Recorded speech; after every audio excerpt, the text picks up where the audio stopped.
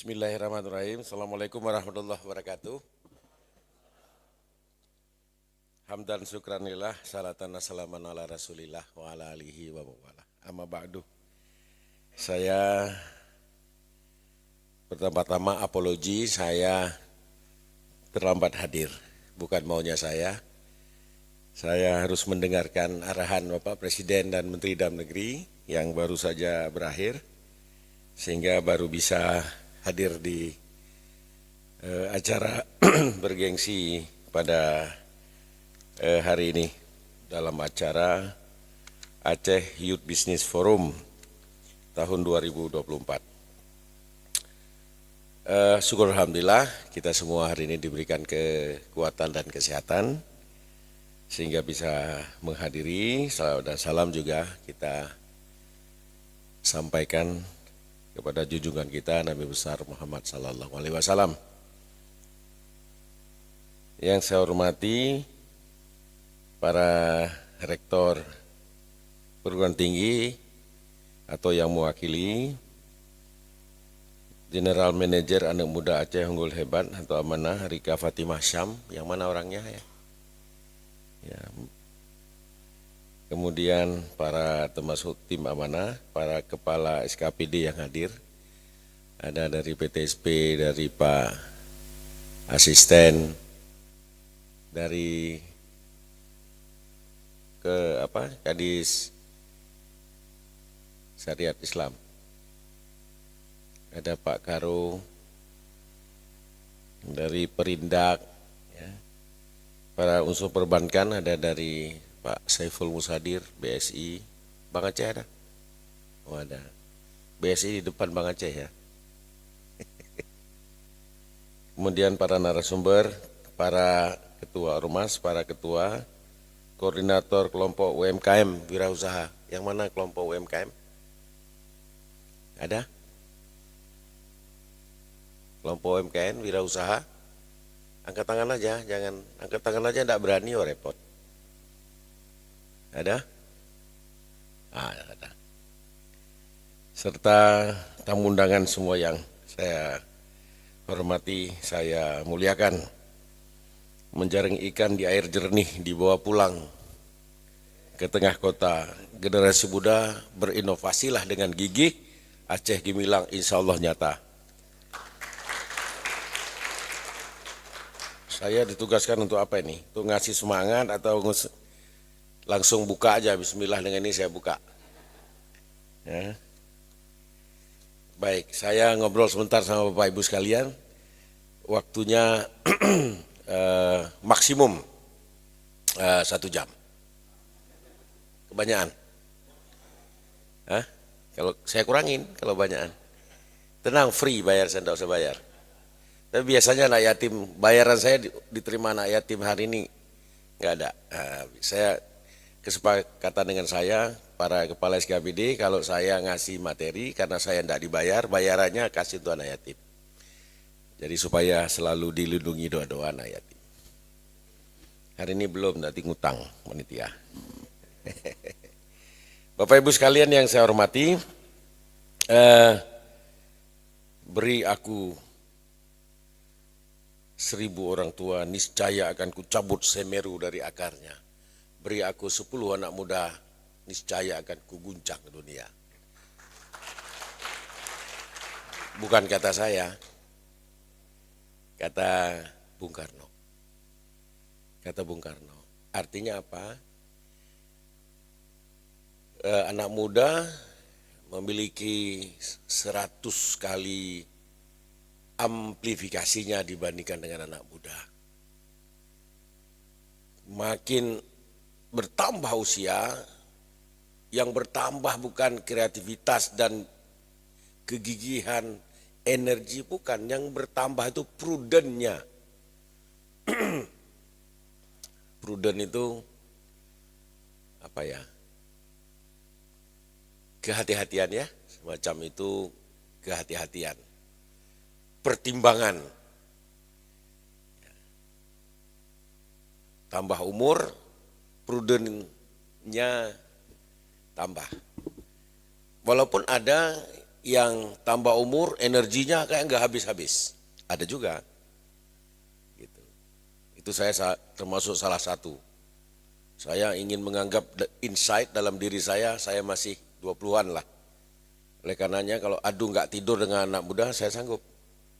Karena saya menghipnotis diri saya masih muda dan saya harus berbuat terus, saya tidak peduli orang berkata apa, bagus kalau Anda memuji. Anda tak memuji pun saya tak kecewa, karena saya tak mengharapkan pujian Anda. Tapi saya berharap semua target yang sudah saya tetapkan saya bisa capai, Anda puji atau tidak. Bersyukur kalau Anda yang memuji saya atas target yang sudah saya tetapkan. Yang penting bagi saya adalah saya bisa menepati target yang harus dilakukan. Oh ternyata menimbulkan pujian, wajar. Oh ternyata menimbulkan kritikan, target sudah saya capai. Suatu hari dia akan berbalik memuji. Dia hanya belum mendapatkan informasi penuh terhadap target-target yang mau diambil. Nah, jadi don't worry sama kritik, anggap saja kerating deng. Kerating deng, vitamin. Ya, ada yang harus kita tanggapi, ada yang harus kita jelaskan, ada yang harus kita diam sajalah. Waiting for the time to answer it. Don't worry, be happy, keep working. Teruslah bekerja. Bapak Ibu sekalian yang saya hormati, apalagi bagi anak muda yang umurnya, anak muda yang umurnya makin tua. Kalau pakai kategori WHO, pemuda itu umurnya berapa? Maksimum. Hah? Pemuda 60. Akan merasa cepat sekali tua. Pemuda itu kalau pakai World Health Organization 60. Walaupun belum sampai 60, sebahagian orang sudah merasa orang tua. Nah, saya harus dihormati. Kalau pakai kategori kesehatan. Tapi pakai kategori kelompok umur apalagi di Indonesia, kalau pakai teori kelompok umur, ada kelompok-kelompok umur yang sering kita sebut. Coba cek slide-nya. Slide-nya menghalangi enggak? Saya menghalangi slide enggak? Pasti menghalangi dong, hanya karena enggak enak aja saya berdiri.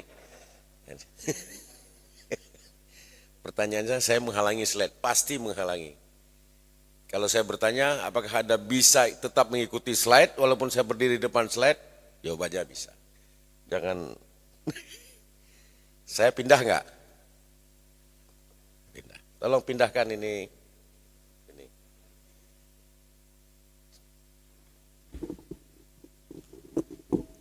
Sini, itunya.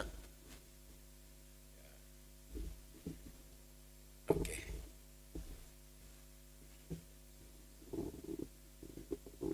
Saya juga biasanya nggak pakai podium.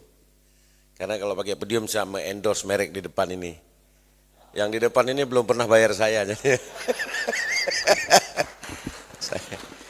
Saya biasanya pakai ini saja. Ya, supaya gestur saya kebaca. Bukan karena apa, supaya gestur kepolosannya, ketulusannya. Tidak ada yang disembunyikan. Anda bisa lihat semua. Tapi hari ini dikasih podium nggak apa-apa, mengendorse ini juga nggak apa-apa. Mudah-mudahan ini hotel penuh terus, jadi nggak perlu datang ke tempat saya untuk komplain, Pak hotelnya kosong. Kan kalau penuh kan nggak perlu lapor kan. Nah, baik Bapak Ibu sekalian. Komposisi penduduk Indonesia berdasarkan sensus ini, sensusnya kok agak terlambat ini, nggak ada sensus yang lebih muda lagi ya, tapi ya sudahlah kita pakai. Penduduk kita 270 juta, lihat komposisinya anak mudanya. Kalau pakai agregat hampir Gen Z 30% dan milenial 26%, kalau di total lebih daripada hampir menuju 60%. Ya, Gen Z dan sekarang ini tahun 2020, sekarang tahun 2024 tambah 4 tahun. Ya. Jadi kalau di total semuanya Gen Z sama Gen milenial itu lebih daripada 50% dan hampir 60%. Baru Gen X dan baby boomer. Lebih 60% anak muda. Kan anak muda itu ya kita hitung dari milenial dan Gen Z. Dengan 10 anak muda akan kuguncang dunia, apalagi separuh Indonesia.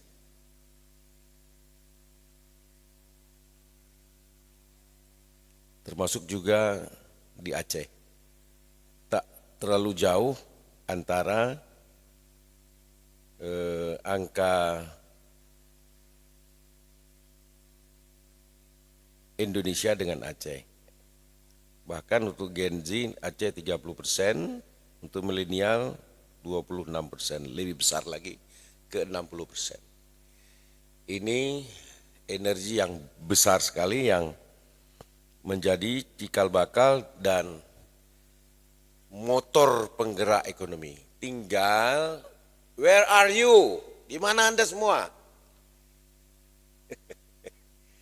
Di mana? Bisakah Anda bertanya pada diri sendiri, Gen Z, Gen milenial, saya ada di mana, saya mau buat apa rencana saya berikutnya? Kecuali keep waiting, God blessing, government giving, yang sifatnya pasif semua. Oke, ini yang harus kita katakan pada hari ini, karena lihat potensinya besar sekali anak muda, tinggal mengatakan it is become a threat or a potential generation. Kita ini generasi yang potensial atau akan menjadi sebuah threat, sebuah ancaman, gangguan atau loss potential. Ini tantangan. Situasi terus mempengaruhi anak muda kita. Slide-nya next. Terus mempengaruhi anak muda kita. Pernah dengar yang namanya strawberry generation? Pernah dengar? Apa artinya? Artinya petani strawberry? Pernah dengar sandwich generation? Pernah. Itu adalah generasi crack, generasi yang gampang rapuh, gampang patah, gampang pupus, gampang kuncup. Hanya dengan sedikit hambatan dan tantangan. Melihat kegagalan sebagai melihat peluang yang tertutup, bukan sebagai melihat sebagai potensi peluang untuk 2 kali lipat lebih kuat berusaha, tapi melihat sebagai kegelapan yang sudah baru sekali gagal, sudah melihat sebagai kegelapan. Generasi kalau pakai konotasi buah stroberi, kelihatan cantik, kelihatan mulus, kelihatan menggoda, dalamnya lunak. Stroberi, dalamnya lunak. Sekali uji, gagal, masuk kotak. Tidak keluar kamar. Ini yang sekarang yang kita hadapi. Generasi-generasi yang tiap hari menggenggam HP daripada menggenggam cangkul, menggenggam pena. Kita harus sadar ini, karena teknologi ini Ada dua dimensinya, dimensi konsumtif dan dimensi produksi. HP ya mungkin bagi Rika buat alat kerja. Tapi berapa besar HP sebagai alat pemuas kesenangan aja. Nonton-nonton TikTok aja sambil ngopi. Sementara Rika sedang memproduksi TikTok. Dengan TikTok di endorse berbagai macam produk, dia ngantongin duit. Sementara jutaan orang lain asik nonton TikToknya Rika tanpa menyadari Rika sedang panen. Ya, HP punya dua dimensi dan HP ini sekarang menjadi tiap orang punya HP. Saya kadang-kadang pernah sampling, ini bukan di sini belum saya sampling. Di waktu saya menjadi pejabat gubernur di Bangka Belitung, saya camping dengan anak muda dan malamnya kita diskusi, saya sampling, adakah anak muda yang nggak punya HP? Ternyata ada, hanya satu atau dua. Itu pun karena sudah pernah ada jatuh, belum bisa beli lagi. Tapi sudah pernah, artinya hampir 100%. Nah, trade-nya dimulai dari situ karena kita selalu pegang HP dan pegang HP itu kebanyakannya bukan sebagai alat pekerja, alat bantu komunikasi karena phone-nya sudah menjadi smartphone, yang smartphone-nya. Belum yang memegang HP-nya yang smart. Bagi yang orang yang belum smart sebaiknya jangan pegang smartphone karena Anda akan dijajah. Cukup pegang yang enggak smart. Kalau enggak smart, pegangnya yang tidak smart juga. Yang smart, pegang smart. Kalau yang tidak smart, pegang HP yang smart, Anda akan dijajah oleh HP itu. Karena semua tirai, semua teras ada di situ. Bagi orang smart, HP akan menjadi alat. Apalagi semua sekarang ilmu pengetahuan ada, enggak perlu ngapal lagi. Yang Anda harus perlu hafal adalah Al-Quran dan Pancasila aja. Lain semua ada di HP. Pancasila pun ada HP, di Al-Quran pun di HP. Enggak perlu hafal lagi Pak. Saya butuh surah ini, ayat ini dengan arti-arti pakai bahasa Belanda pun ada. Kalau itu. Tapi ini syariat. Kita pisahkan dulu. Saya ingin mengatakan bahwa maka tahun ini, hari-hari ke depan kita tidak perlu lagi menghafal pengetahuan, semua ada. Kalau itu prinsipnya, maka kita akan dijajah oleh HP karena kita akan menerima semua informasi yang kalau kita nggak paham menganggap bahwa seolah-olah semua informasi itu adalah benar. Padahal ilmu pengetahuan isinya sanggah menyanggah. Kalau sekolahnya disertasi, ya kalau kita mau lulus maka harus melahirkan teori baru dengan cara membantah teori lama, menambah atau mengubah teori lama, ya. Atau teori baru yang belum ada, padahal nothing's new under the sky. Sudah tidak ada lagi yang baru di bawah langit.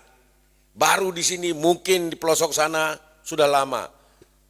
Lama di sini mungkin di pelosok sana sudah baru atau sebaliknya terus. Dengan gadget kita bisa membuat itu semua. Apalagi sekarang sudah ada yang namanya AI, Artificial Intelligence. Bertanya langsung dijawab, tak usah pakai mikir. 3 detik lah paling lama dia mikirnya. Nah, jadi kita akan bersaing sama gadget. Tinggal gadget itu menjajah kita atau kita akan bersaing dengan pembuat gadget itu untuk menciptakan hal-hal baru lagi. Jadi ingatlah bahwa potential generation or become a threat.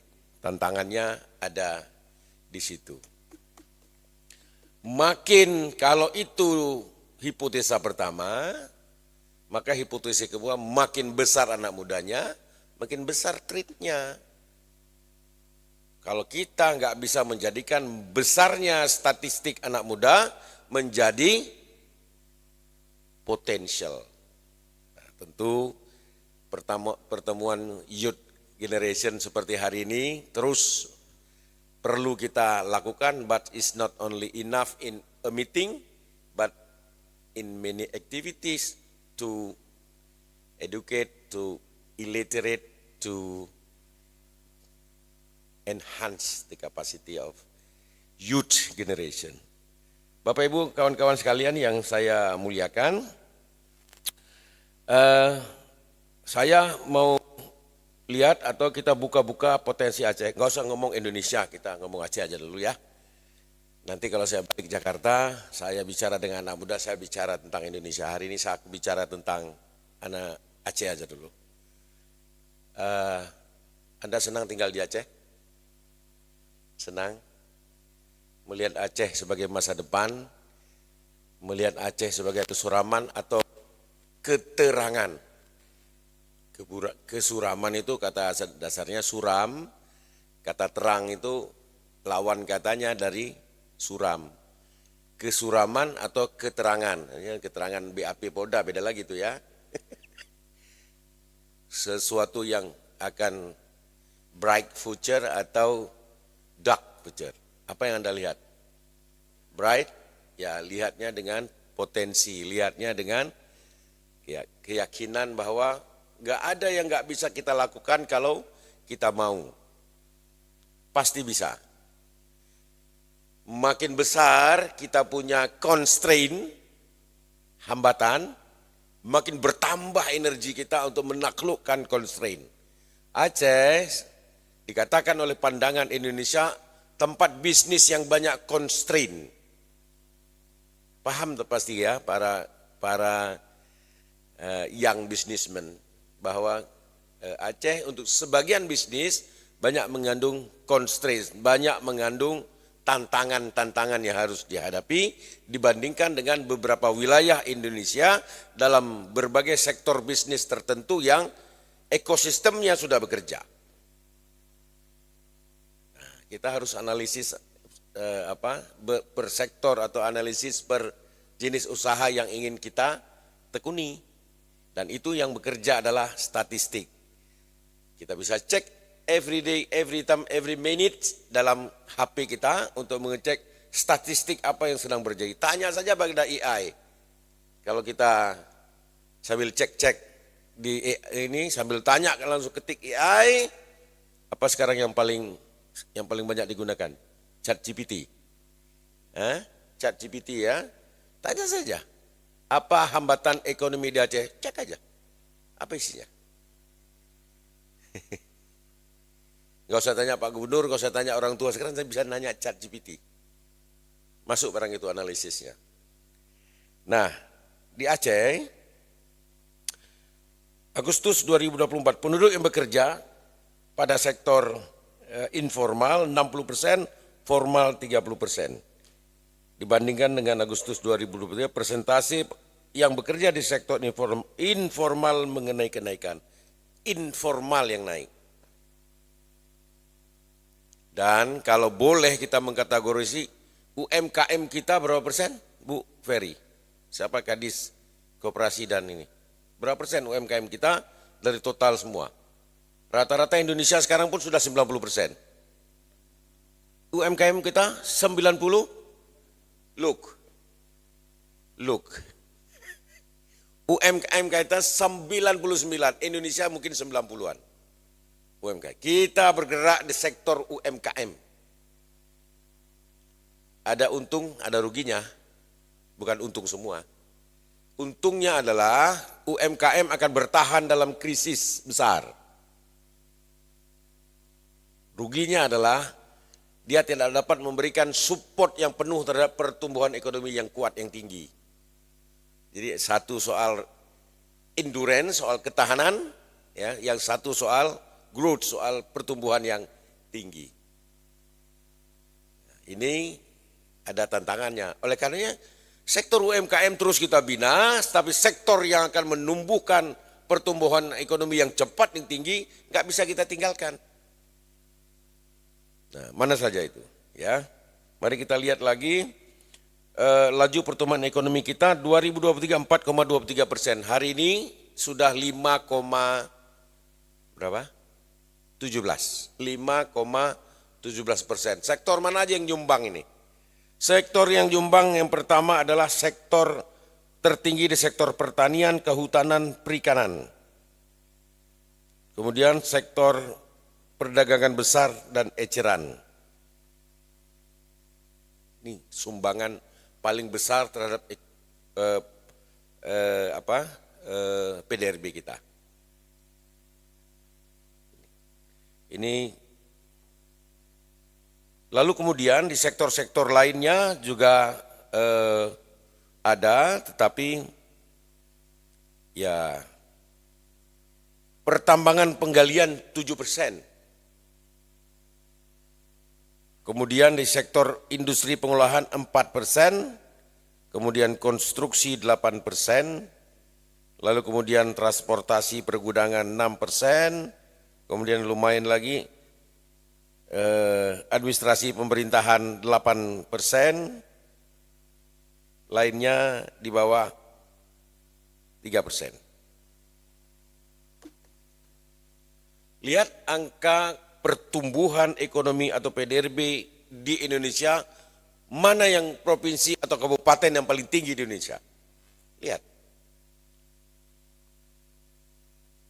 Dengan perbandingan nanti kepada Gini rasio, perbandingan juga nanti kepada kesempatan kerja lewat angka pengangguran. Saya kebetulan menjadi pejabat gubernur di mana angka Gini rasionya cukup dekat antara rata-rata penghasilan tinggi dan rata-rata penghasilan rendah, dan angka pengangguran, waktu saya di Kalsel angka penganggurannya 4%, waktu saya di Bangka Belitung angka penganggurannya juga 4%. Aceh berapa angka pengangguran? 5,75, jauh lebih tinggi. Itu pun masih diperdebatkan. Kok angka pengangguran 5,75%, tapi kok semua merasa menganggur? Jangan-jangan ini pendapatan yang pasif, bukan karena bekerja. Ini kalau kita menaikkan angka pertumbuhan menjadi jauh lebih tinggi, maka itu akan mengurangi angka jumlah pengangguran. Semua tantangan ini bisa dengan cara membuka usaha dalam semua sektor yang menyumbangkan kontribusi PDRB yang cukup besar. Bahkan saya katakan termasuk pertambangan, karena dialah yang menyumbang kontribusi pertumbuhan paling tinggi di beberapa provinsi di Indonesia. Hari ini yang paling tinggi Sulawesi Tengah, Maluku Utara, di timur semua. Padahal kita penemu minyak pertama, gas juga dari sini pertama, dan bahan-bahan galian bahan tambang di sini banyak. Tapi kok nggak tumbuh? Kenapa yang Sulawesi Tengah, Sulawesi Tenggara, Maluku Utara, Maluku, Papua, pertumbuhannya di atas, bahkan di atas 10%.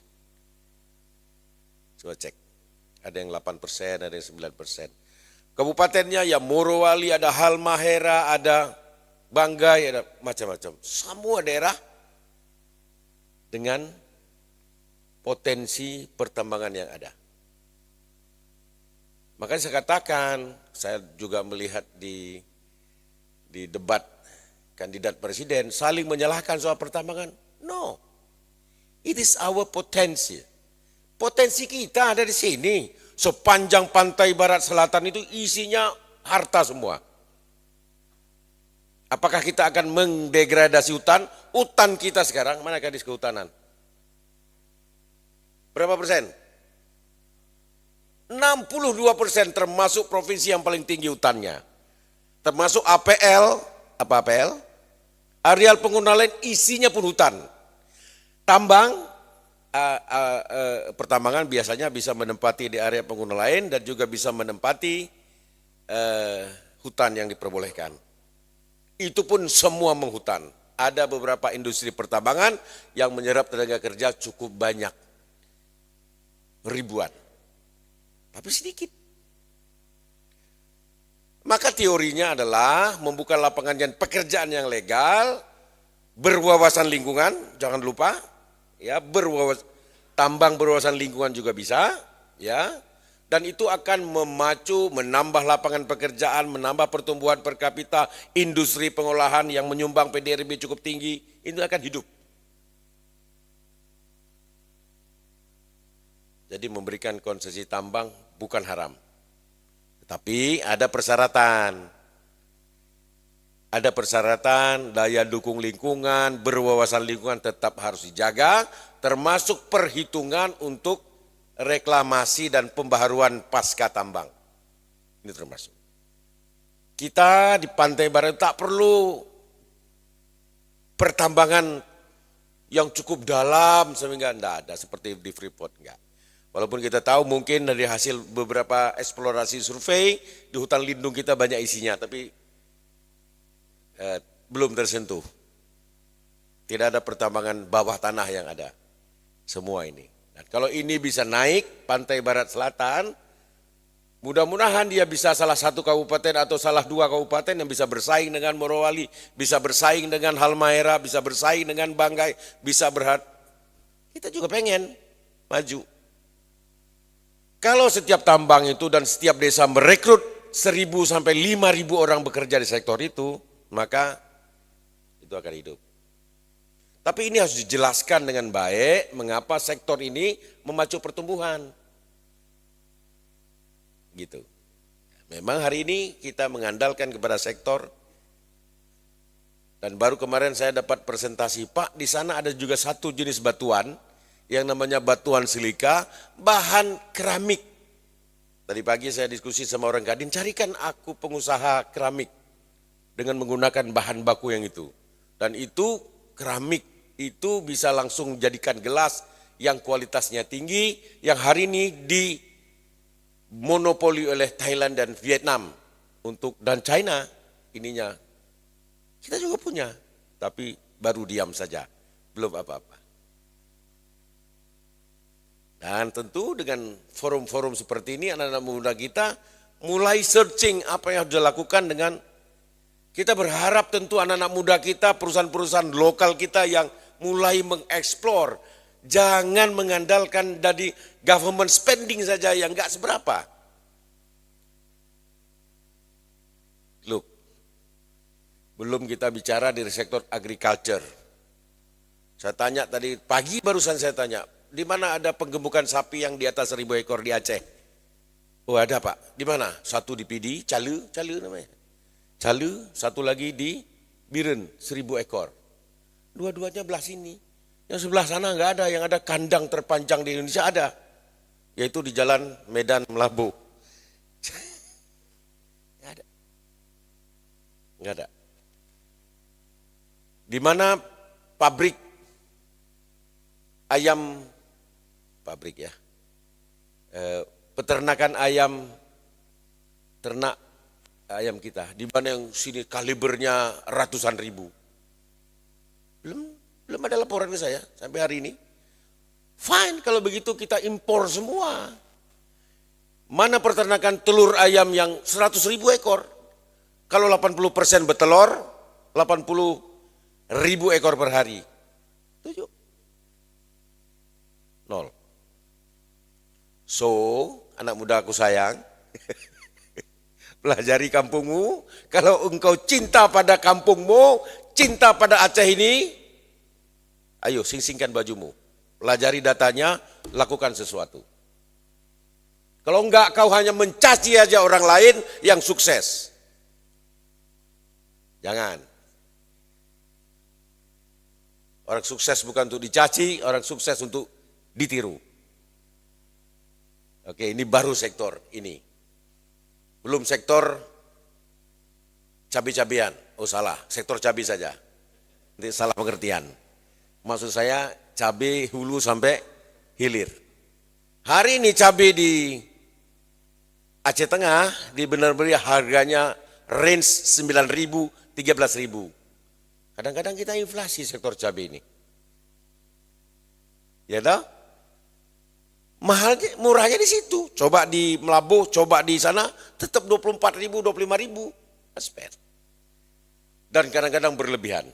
Bagaimana cara mengatasinya? Industri, saus industri, cabai kering. Pak, kami kalau Aceh ini masaknya nggak bisa pakai cabai kering itu. Yang masak pakai cabai kering itu Padang, Pak. Kalau Aceh cabainya cabai basah. Ya kalau begitu simpan aja cabai basah. Kok susah amat? Teknik menyimpan cabai basah ada? Ada. Teknik mengolah cabai basah menjadi tetap basah ada? Ada. Tidak ada soal. Harus ada yang melakukannya. Bawang. Sentra bawang hanya ada di Pidi. Susah amat nanam bawang. Pak Rektor? Mana Pak Rektor? Anda mewakili kampus. Ini potensi semua Bapak Ibu sekalian. Belum kita ngomong ikannya. Kemarin Ibu PKK, istri saya lah. Istri saya energinya 3 kali lipat lebih banyak dari saya. Kalau saya baterainya Eveready, dia lithium. Dan saya jarang sekali ketemu istri saya. Ketemu paling di bandara, di rumah sebentar berpelukan, berpisah lagi. Bu Ferry ya. Justru dengan itu kami awet. Kalau sering ketemu mungkin ribut saja kami. Energinya lebih banyak. Kalau pergi paling jauh ke kecamatan. Kalau beliau sampai desa-desa, sampai nembus kemana-mana. Kemarin ke Aceh Tengah, dari Aceh Tengah lewat Betong Atuh ke Nagan langsung tembus ke Melabuh. Disarankan jangan. Tidak ada jalan yang lebih cepat selain Betong Atuh. Tembus juga dia. Saya pulang pakai heli, dia naik bis. Dan di sana sebagian mendapat, Pak, kalau musim ikan, orang buang ikan. Correct? Buang ya, ikan buang karena nggak ada harga, buang ikan yang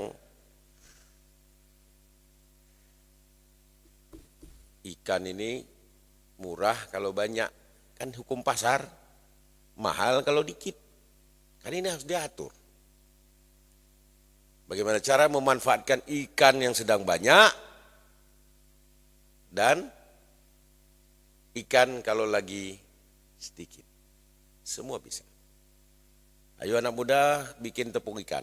Ayo anak muda. Nah, saya sekarang sudah minta kepala Bank Indonesia, aku minta contoh pengalengan ikan skala mini di beberapa tempat yang ikannya sering berlebih. Tapi ini contoh. Kita bukan pelaku bisnis, tapi bisa memberikan contoh inkubasi. Nah, sekarang carikan alatnya, Pak Bank, mana ada Bank Indonesia? Ada yang hadir dari perwakilan bank. Udah janji dengan saya loh. Jangan sampai aku pindah dari sini barang belum ada. Dosa saya sama rakyat ini. Ya, sampaikan Pak Roni, tetap saya tunggu. Karena sulit juga cari barangnya. Sulit pun kita cari.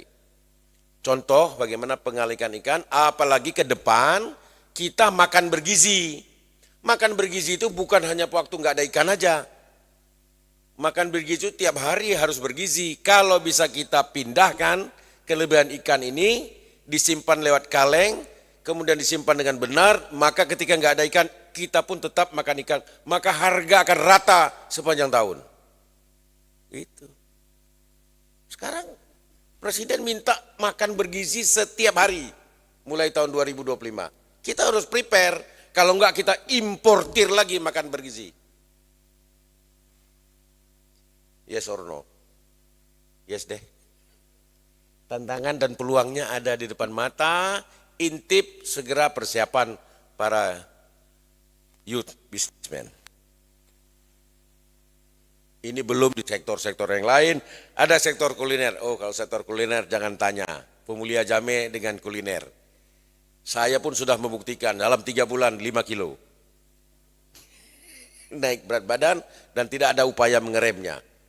Biar saja saya nikmati barang ini. Nanti saya kembali ke Jakarta, saya puasa lagi. Hari ini saya nikmati betul. Karena rezeki saya ada di makanan.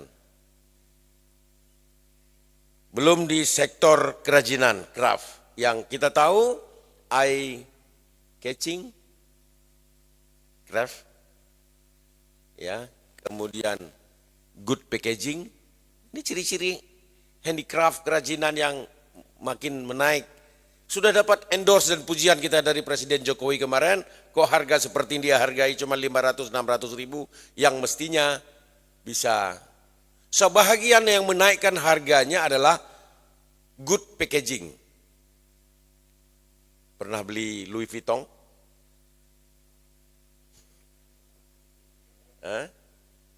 Kalau pengusaha pasti punya. Saya lihat-lihat mana. Ya. LV. Pernah beli? Kotaknya warna orange. Rika tahu berarti pernah beli. Kira-kira berapa kali open baru ketemu barangnya? Sekurang-kurangnya 4 kali open baru ketemu barangnya. Satu kantongnya, besar kantongnya, buang kantongnya, ada box. Ikat talinya, buka boxnya, sudah kedua.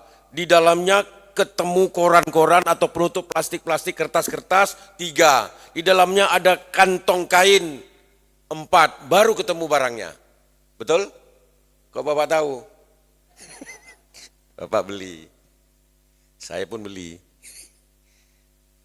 Sekali-sekali, gak kuat. Ya, barang-barang handicraft ini kalau ingin kita naikkan mutu, maka persyaratan mutu berkualitas beda dengan seperti generik. Pak, sama-sama sepatu, sama-sama obat, sama-sama paracetamol, satu buatan Paros, satu isinya plastik doang, nggak ada merek. Obatnya paracetamol, tapi orang cari yang Paros, cari yang ya mirip begitu, sama-sama sepatu, tapi lalu kemudian sudah eye catching, good packaging, lalu kemudian baru branding. Nah, branding itu saya yakin dan percaya ilmu branding ini milik anak muda. Kalau orang tua nggak begitu ikut lagi, walaupun banyak sekarang sugar daddy ya, yang kalau nggak merek tertentu pulang peng. Manfaatkan sugar daddy dalam arti positif. Dalam arti dialah yang have money untuk kita barang-barang yang kita produksi dengan branding tertentu sehingga daddy-daddy membeli barang kita masih tetap pede. Ini barang lokal tapi qualified. Ini barang lokal tapi ini so Aceh. Gitu. Ada kebanggaan tertentu menggunakan barang yang cukup kualitasnya dan brandingnya cukup bagus. Dan ini bisa Aceh branding. Kita bisa bersatu, berapatkan tangan, membuat Aceh branding. Kalau you bangga sebagai orang Aceh, pakai branding ini. Belum ada yang kerja untuk menciptakan total food branding. Kita pasti dapat lawan. Bukan bisnis kalau nggak ada lawannya. Hanya administer price yang harga ditentukan oleh pemerintah lah yang nggak bersaing. PLN, nggak bisa bersaing PLN, harganya ditetapkan pemerintah, air minum ditetapkan air pemerintah. Minyak goreng yang mungkin sebelumnya ditetapkan tidak bisa bersaing. Gula demikian juga administer price. Tapi di luar itu, maka kita harus bersaing untuk menentukan harga-harga. Termasuk bisnis yang jasa, pemulia jamai, industri kuliner, industri pariwisata. Kemarin kita dapat kunjungan dari beberapa negara di dunia belajar tentang halal tourism. Coba jelaskan kepada saya apa yang dimaksud dengan halal tourism bagi negeri syar'i seperti ini. Pertanyaan saya kepada Kadis Pariwisata. Ya, dijawab ini begini, ini begini. Oh, sama dong kalau begitu dengan halal brand, halal tourism di NTB. Sama dong kalau gitu halal tourism di Sumatera Barat. Kalau gitu sama dong halal tourism di Bengkulu, di Jambi. Terus apa specialty-nya kalau pakai analogi kopi kita? Apa specialty-nya halal tourism di Nanggro Aceh Darussalam yang membuat orang lalu kemudian berpikir saya harus ke Aceh, saya harus mengikuti dan menikmati sendiri yang dimaksud dengan halal tourism di Aceh. Apa was is the dish optimistic think of halal tourism in Aceh. Ayo anak-anak muda di bidang tourism, mari kita buat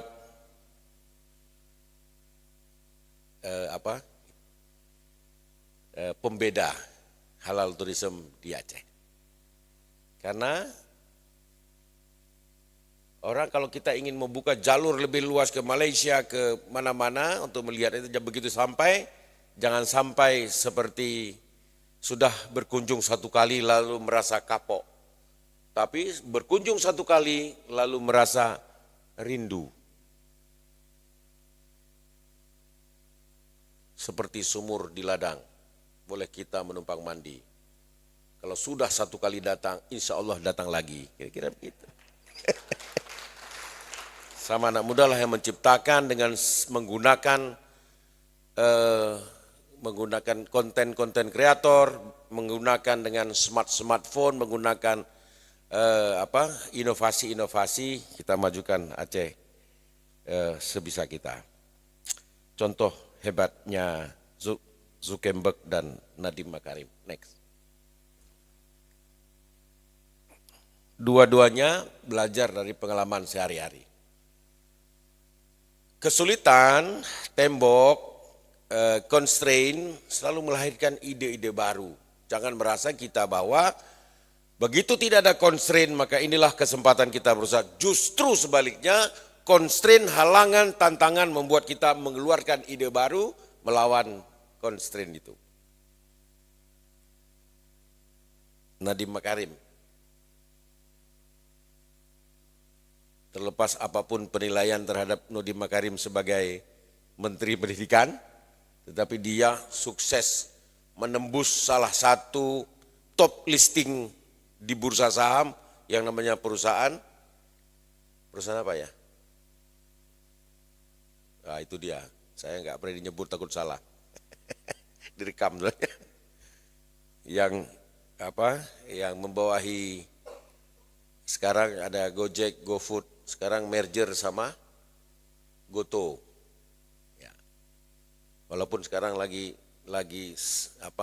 sulit lagi. Tapi apa yang dia dari pengalamannya melihat para Gojek hanya duduk Gopang ini, Gojek pangkalan, melihat duduk kalau ada satu hari ini. Tapi dengan hari ini dengan teknologi mempersatukan antara demand sama supply, maka tercipta sistem yang lumayan baik.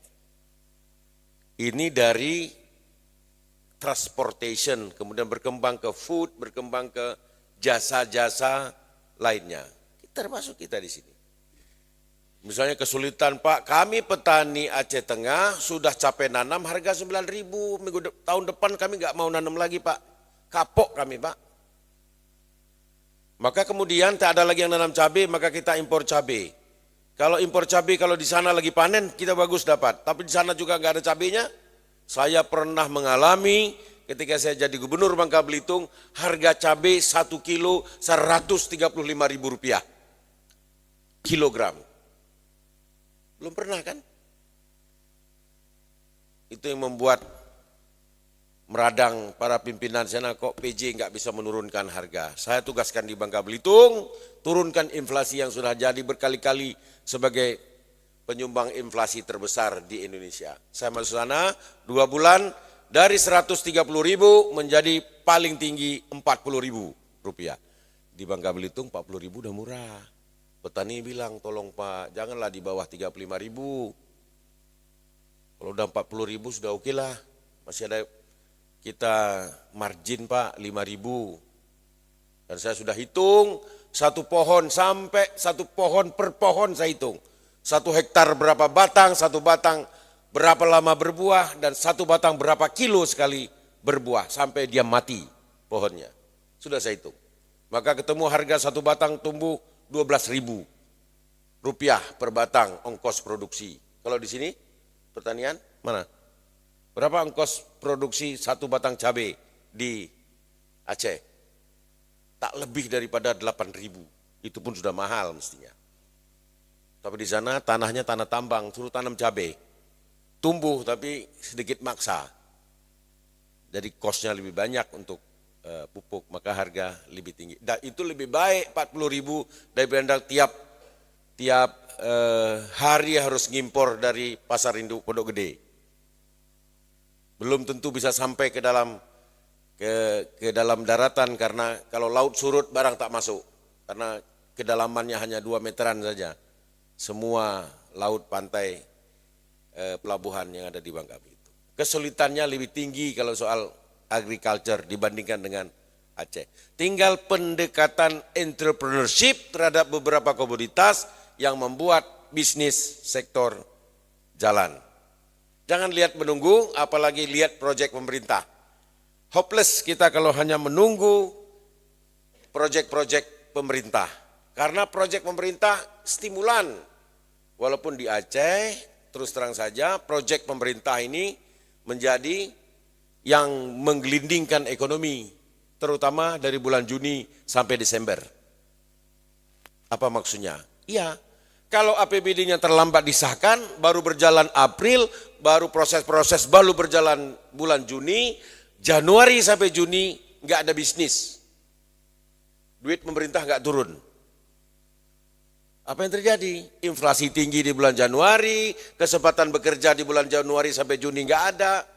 Oleh karenanya target saya pertama, buat sejarah, saya lapor kepada DPRD, yuk kita buat sejarah, kita pengesahan APD tercepat sepanjang sejarah Aceh berdiri setelah masa reformasi ini. Terjadi, di bulan September sudah sah anggaran 2025, dengan harapan apabila politiknya agak sedikit dikurangi, maka Januari sudah bisa beroperasi, maka kita bisa membagi rata distribusi belanja pemerintah mulai Januari sampai dengan Desember.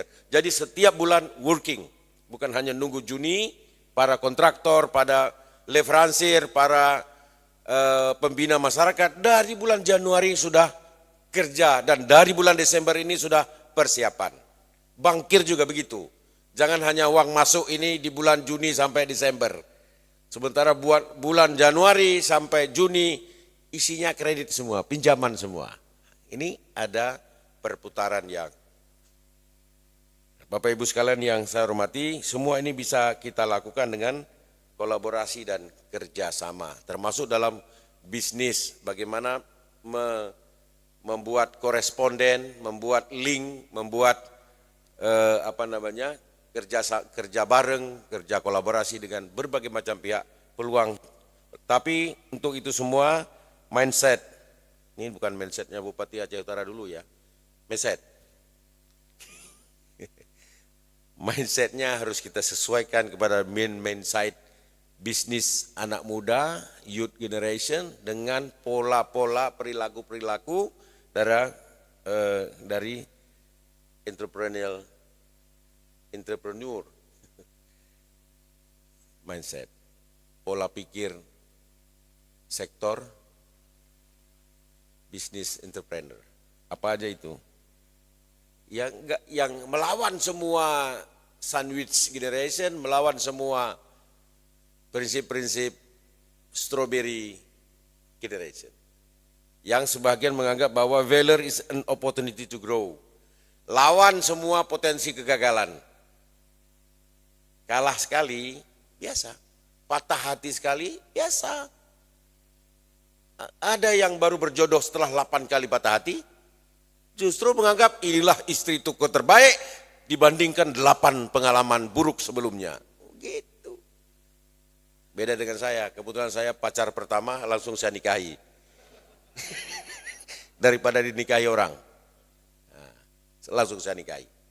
Saya sudah yakin dari awal saya nikahi. Makanya saya menikah cukup muda di umur 24 tahun.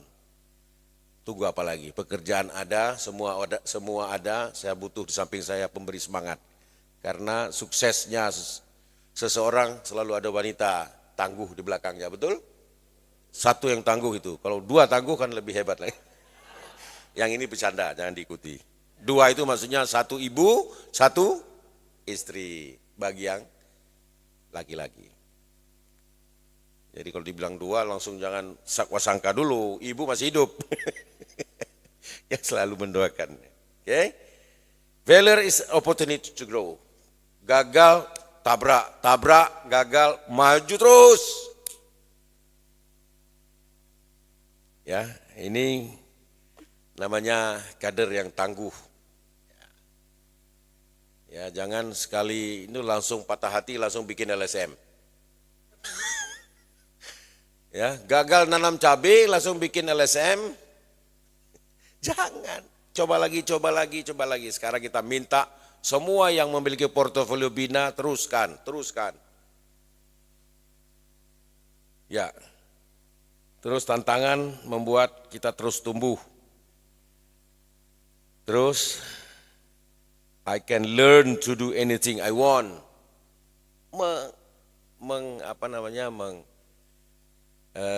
Persuasi diri untuk terus melakukan sesuatu. Nah, kita tidak harus jadi CEO semua.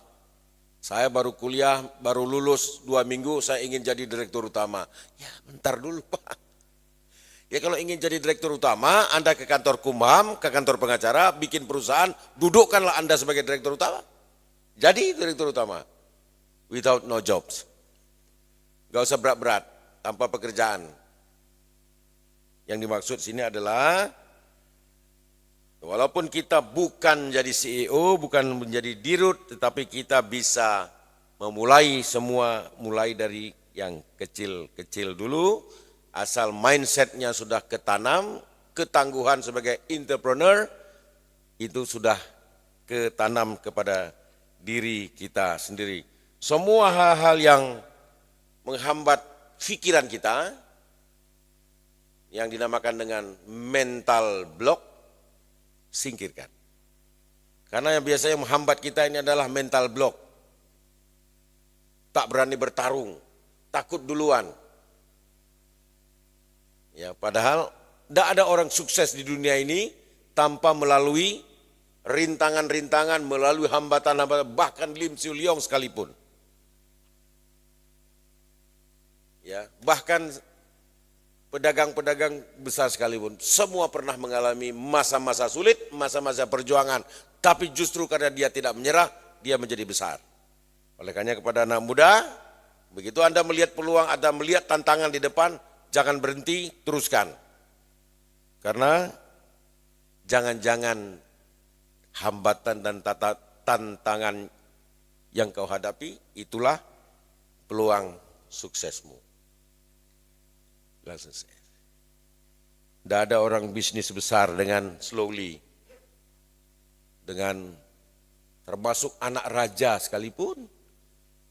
Belum tentu bisa sesukses ayahnya kalau anak raja, anak king of business itu, dedikasinya terhadap bisnis itu tidak seperti ayahnya, maka dia akan degradasi. Dan banyak contoh-contohnya. Ya, oleh karenanya, karena kita bukan anak raja, kita bukan anak king, kita akan menembus semua itu.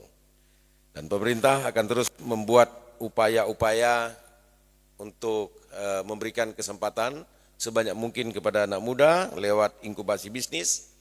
Ya, tolong para kepala dinas yang ada di Aceh yang memiliki portofolio memberikan inkubasi bisnis pada anak muda terus memberikan dengan segenap kemampuan yang ada, dan tentu kita juga bekerja sama dengan lembaga-lembaga, dengan badan-badan yang memberikan mentorship kepada kita semua bagaimana how to grow, how to start engine become a businessman. Termasuk universitas menyediakan pelatihan pengembangan yang relevan, mendekatkan apa yang diajarkan di perguruan tinggi dengan dunia kerja. Jangan mahasiswa yang ada di kampus-kampus belajar teori tapi enggak mengerti sense of business, enggak mengerti sense of work. Ini juga harus link and match antara pendidikan tinggi, dan ini saya selalu berikan kepada rektor. Pak Rektor, perluas jangkauan studi skill kepada mahasiswa untuk dimanapun perusahaan-perusahaan yang bersedia melink and matchkan mahasiswanya praktek-praktek untuk memberikan kesempatan membuka cakrawala kepada mahasiswa. Termasuk juga kepada sektor perbankan, Bank Indonesia, perbankan. Jangan safety player selalu, ya memang kalau perbankan harus safety player, ya harus. Tapi jangan, Bank Aceh terutama, satu-satunya bank milik pemerintah Aceh. Jangan hanya cari untung dari belanja konsumtif pegawai. Itu terlalu easy. Nanti malam saya akan ketemu sama seluruh eksekutif Bank Aceh dan seluruh pegawai-pegawai. Saya akan diskusikan dengan mereka, jangan cari margin yang easy.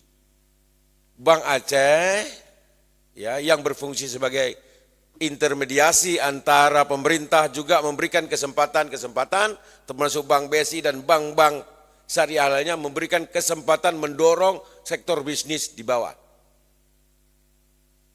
Kalau hanya mengandalkan SK pegawai lalu kita ambil margin too easy, saya nggak usah bikin, saya bikin koperasi aja deh. Sama, biar pemerintah yang cari duit di situ. Sini yang mau pinjam tak pinjemin bayar sekian, terlalu mudah. Tapi ada divisi pengembangan ekonomi, bagaimana mendorong sektor bisnis agar berikan kur-kur yang ya tentu dengan proposal yang visible, tidak ada fraud di dalamnya. Ini tantangannya nggak bisa dipikul oleh pemerintah sendirian, tapi juga dipikul oleh bank selaku yang memiliki fungsi apa namanya? Intermediary function. Tidak bisa dipakul. Sambil kita terus membenahi pikiran kita agar mampu menerobos tantangan masa depan. Pak, kita was-was kalau generasi stroberi terus nambah, generasi sandwich terus nambah, sementara generasi-generasi dengan otot besi. Apalagi samping otot besi? Tulang besi, otot kawat tulang besi, gigi mesin. Kita butuh tangguh itu ya sehingga kita bisa merubah makin lama dari fixed mindset menjadi growth mindset, yaitu menghindari tantangan, menolak kritik, fokus kepada self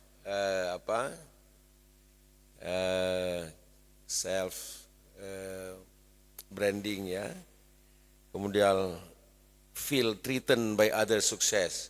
Kalau orang lain sukses kita merasa, aduh aku bisa enggak ya? Bukannya termotivasi, malah terkooptasi gitu. Kemudian tidak bisa menerima failure and mistakes, ini strawberry generation, termasuk shy away from unfamiliar thing.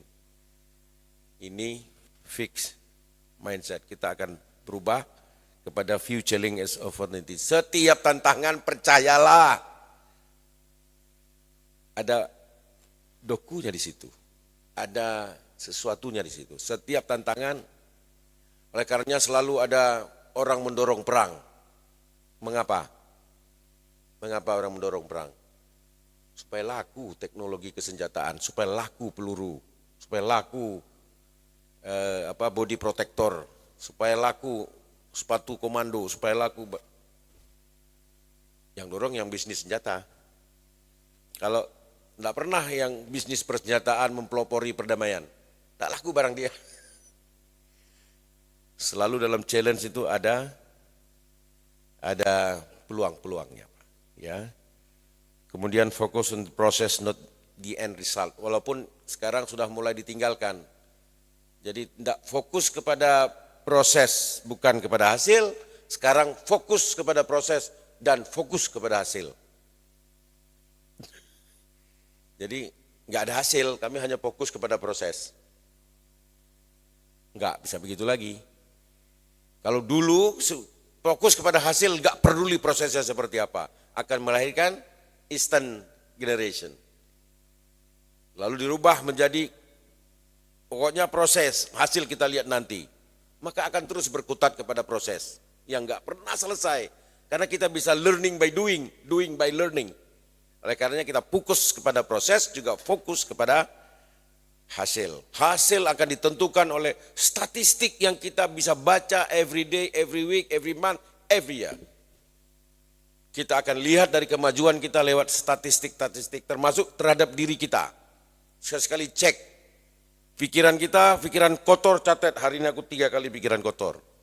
Hari ini aku 3 kali memaki orang, catat aja, tiap hari berkurang enggak? Maka kita bisa mengimprove diri kita dari fixed mindset ke growth mindset. Kata Carol S. Dweck. Kayak mengajar di jurusan psikologinya Universitas Syakwala ini kalau gini caranya. Dan tentu tantangan-tantangan ini semua baru bisa jalan, baru bisa bergerak semua. Anak muda lah yang menggerakkan dengan semangat keanak mudaan. Dan saya yakin dan percaya karena apa? Modalitas kita punya. IPM kita enggak jeblok. IPM kita termasuk yang tinggi. Nomor 11 atau 12 di Indonesia. IPM belum paling tinggi. Tapi kita bukan paling bawah dari IPM. Pertumbuhan, kesehatan, kepintaran. Walaupun perhitungan angka kemiskinan kita masih cukup tinggi. Karena ada mindset baru di dalam masyarakat kalau mengakui kalau pendapatannya cukup tinggi nanti enggak dapat bantuan lagi. Saya diskusi, kok angka IPM kita cukup tinggi, pertumbuhan kita cukup tinggi, kok angka kemiskinan rendah? Enggak connect. Biasanya kalau pertumbuhannya sudah 15 besar, apalagi 10 besar nasional, maka angka kemiskinan juga akan mengecil. Tapi ini tetap angka kemiskinannya. Mengukur angka kemiskinan dari belanja. Nah, belanja rumah tangga 100.000, berapa yang dibelikan makanan bergizi? Tantangan, sediakan solusinya bagi anak-anak muda. Pak, saya punya solusi seperti ini untuk bisnis mengatasi kemiskinan. Cuan lagi, cuan, tahu cuan ya? Cair barang itu. Bapak Ibu sekalian yang saya hormati, tentu saya bangga hadir di tengah Bapak Ibu. Yang muda, insya Allah dengan semangat, ya, maka kita bisa melakukan yang terbaik bagi diri sendiri, bagi masyarakat, dan bagi Nanggro Aceh yang kita cintai. Saya harus buka ya. Dan inilah words saya terakhir dan mudah-mudahan dengan acara pada hari ini bisa memberikan skill dan wawasan yang baru kepada kita semua dalam terus berbisnis. Saya buka ya, dengan mengucapkan Bismillahirrahmanirrahim. Acara Aceh Youth Business Forum tahun 2024 saya nyatakan dibuka. Semoga Allah SWT meridhoi setiap usaha dan upaya kita. Terima kasih banyak. Hadanallah wa iyyakum ajmain. Assalamualaikum warahmatullahi wabarakatuh. Mohon izin Bapak PJ untuk tetap berada di tempat karena saya akan mengundang GM Amanah untuk dapat mendampingi Pak PJ ke atas panggung, juga Kepala DPM PTSP Aceh Ibu Feriana, turut mengundang Bapak Zulkifli selaku Asisten Perekonomian dan Pembangunan Setda Aceh untuk dapat naik ke atas panggung melakukan sesi seremoni Aceh Youth Business Forum 2024.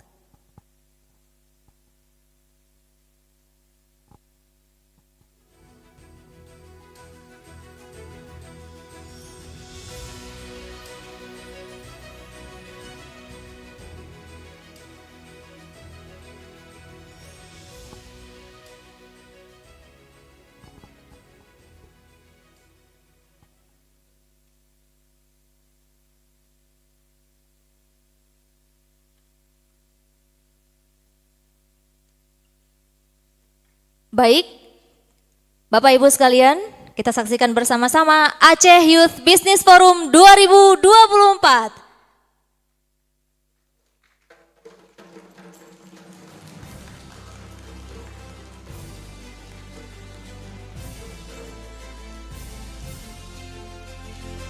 Baik, terima kasih Bapak PJ Gubernur Aceh, Bapak Asisten Perekonomian dan Pembangunan Setda Aceh, GM Amanah dan DPM PTSP Aceh. Dipersilakan tetap di tempat Bapak karena kita akan melakukan sesi foto bersama. Dipersilakan.